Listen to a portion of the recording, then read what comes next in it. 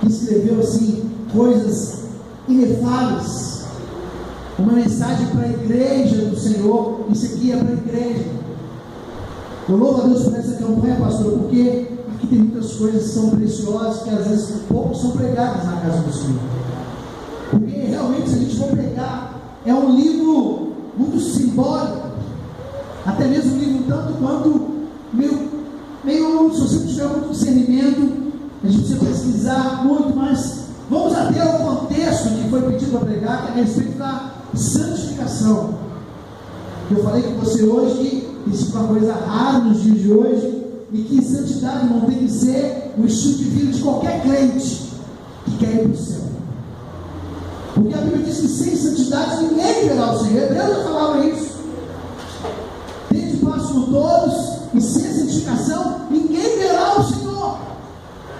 Eu fico tanto preocupado que muitos de nós queremos receber o Senhor, queremos ser abençoados, queremos ser tocados, queremos ser ministrados, mas se nós não nos santificarmos, meu irmão, não tem como você receber a unção do Senhor. E aqui em Tiatira, que era uma cidade ali no Oriente, perto da Turquia, entre Pérgamo e Sardes, lugar que havia aquela igreja, e a Bíblia fala aqui que é o anjo da igreja de Tiatira escreve. Quem é o anjo da igreja?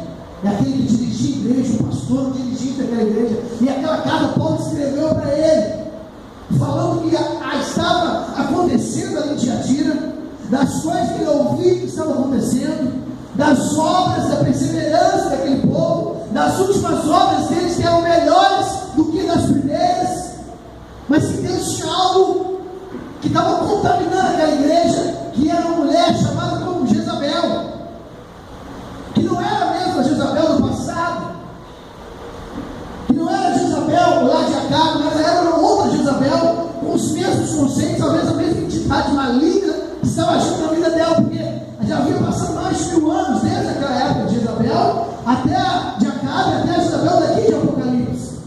E aqui ele falou que havia ali uma mulher tida como profetisa, o nome de Jezabel, e ela ensinava e seduzia algo e levava as pessoas a comer coisas dos ídolos sacrificados e pregava a doutrina da sensualidade e da prostituição que tinha contaminado a muitos. E hoje em dia, irmãos, se nós que somos crentes, que estamos na presença do Senhor, se nós não realmente não nos santificarmos, se realmente nós não voltarmos os nossos olhos para a palavra do Senhor, a gente começa a ser contaminado. Porque o diabo, irmão, todo dia ele inaugura algo diferente para bombardear a igreja. Todo dia. Antigamente, talvez o Joel possa falar com muito mais propriedade do que eu. Quando uma pessoa pecava na igreja, irmãos, havia uma doutrina, ou uso, costume, ou não sei, né, João? Que a pessoa pecava, ela pegava a pessoa, era assim mesmo, trazia a pessoa até a frente. Às vezes o pecado daquela pessoa era exposto em público, e aquela pessoa, às vezes, ela ficava em disciplina, ou às vezes ela era instruída. Aquilo matava a fé daquela pessoa, e eu creio que é a coisa quase impossível que aquela pessoa se reconciliar novamente, porque aquela pessoa era exposta, o pecado era exposto. Hoje, o diabo tem agido de forma diferente. Hoje as pessoas, por não se santificarem, por perderem o prazer da leitura da palavra do Senhor, por tantas coisas que o mundo tem inventado e que isso às vezes tem entrado na casa do Senhor, que tem tirado o senhorio de Deus dos altares, tanto modismo que tem entrado hoje na igreja, nas igrejas, que tem desvirtuado, tirado Jesus do centro. Hoje não se fala mais nos adoradores, hoje são artistas, gospels, que tem contaminado a vida de muitos. E algum deles não tem uma vida de altar, não tem uma vida de santidade. Eles querem realmente os seus contratos, ganhar o seu dinheiro, fazer sucesso, mas esqueceram que sem santidade ninguém verá o Senhor. E hoje ela tem usado um outro artifício. Às vezes ele tem esfriado a pessoa dentro da casa do Senhor, e aquela pessoa às vezes vem para a igreja arrastada.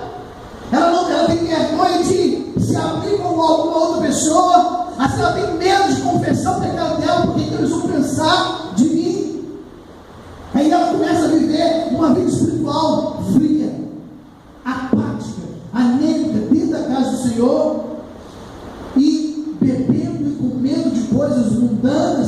televisão hoje tem pregado de uma forma, nos últimos tempos, cada vez pior, ministrando na vida dos nossos filhos, na vida dos nossos pais, na nossa casa, em todas as áreas.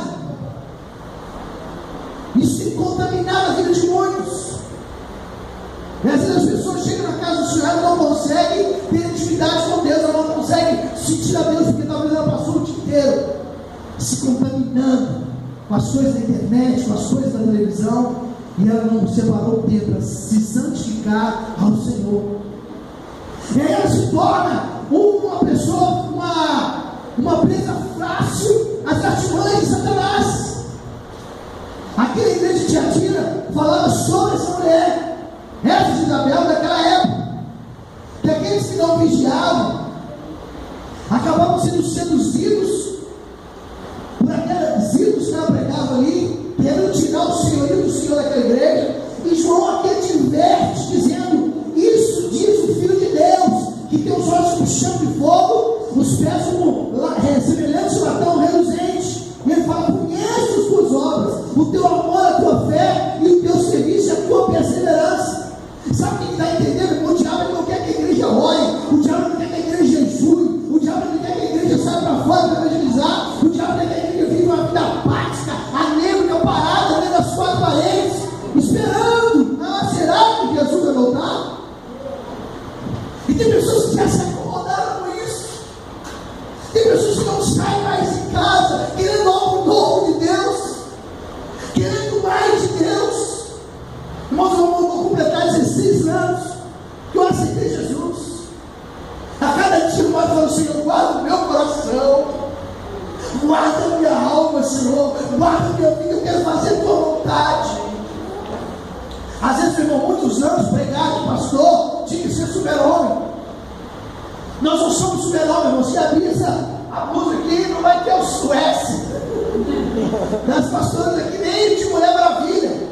Mas somos servos lavados e remidos pelo sangue do Cordeiro, que tiveram encontro com o Senhor. E o Senhor nos deu essa rica e penosa não, mas eu sei, penosa pelo peso que há sobre nós, mas essa rica, esse dom de poder transmitir a palavra do Senhor. Eu fico vendo que tantas pessoas hoje têm desprezado isso. Eu lembro, irmão, o fosse o dia de hoje, quando eu aceitei Jesus.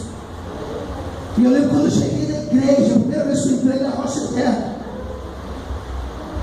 havia uma grade, um telhado colonial, e eram os diáconos da igreja, a pastora Selma, o Najib, o Joel, e alguns outros irmãos que me receberam tão bem.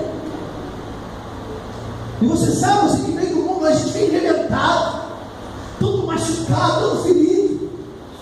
E eu lembro que aquele dia era uma campanha que estava batendo lá, minha mulher chibata comeu.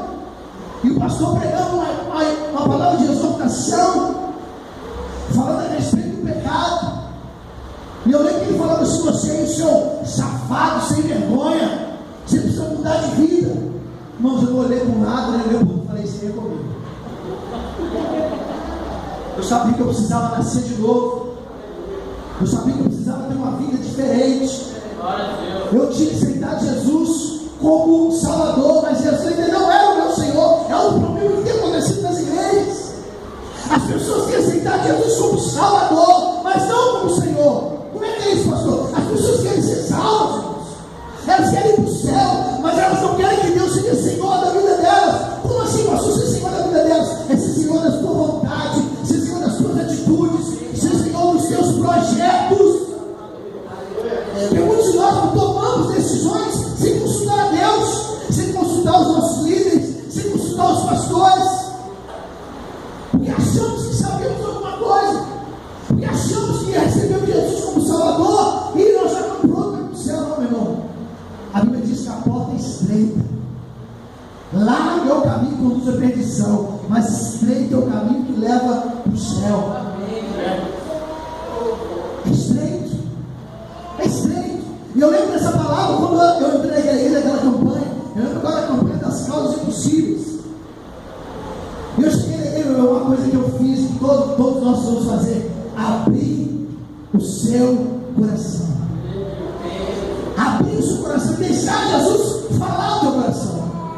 Porque às vezes nós hoje, nos dias de hoje, irmão, nós achamos que nós somos melhor do que os outros, que às vezes temos um dom, que às vezes Deus nos deu uma condição melhor, mas aos olhos do Senhor, meu irmão, todos nós somos iguais.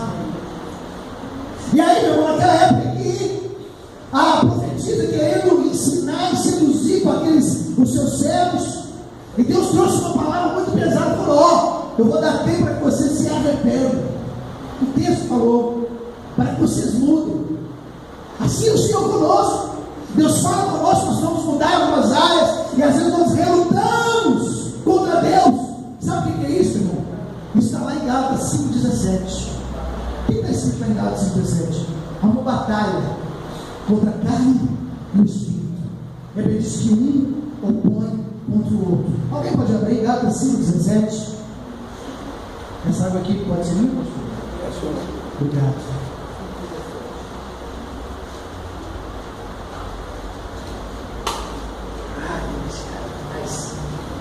Gálatas 5,17. Porque a carne cobiça contra o espírito, o espírito contra a carne. Porque a carne cobiça contra o espírito, e o espírito contra a carne. E esses opõem-se um ao outro, para que não façais o que quereis. Olha aí, irmãos, é uma luta. É uma luta constante. É uma luta constante, meu irmão. A nossa carne contra o espírito. Às vezes a nossa vontade é fazer a vontade da carne, mas a vontade de Deus é que você faça a vontade do Espírito. Pastor, como é que eu vou vencer a vontade da minha carne?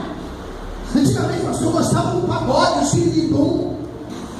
Ou, pastor, na hora que eu ouço o rap, eu fico doido, eu balanço. O forró, então, eu fico doido.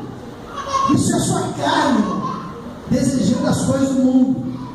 Mas quando você fala assim: mas eu recebi Jesus, eu não posso mais querer essas coisas da carne. Agora eu preciso deixar